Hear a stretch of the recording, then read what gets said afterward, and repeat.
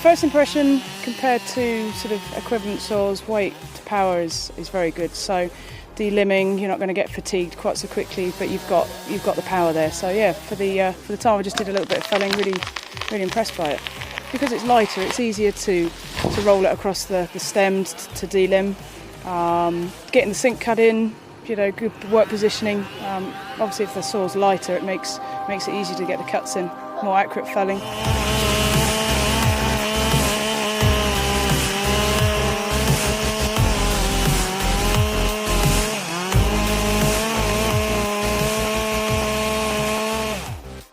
Has the rev that you want when you're doing the smaller stuff, stripping the branch work off, which is what you want from a softwood saw, is that instant throttle response, the manoeuvrability, but it then has that power and that torque.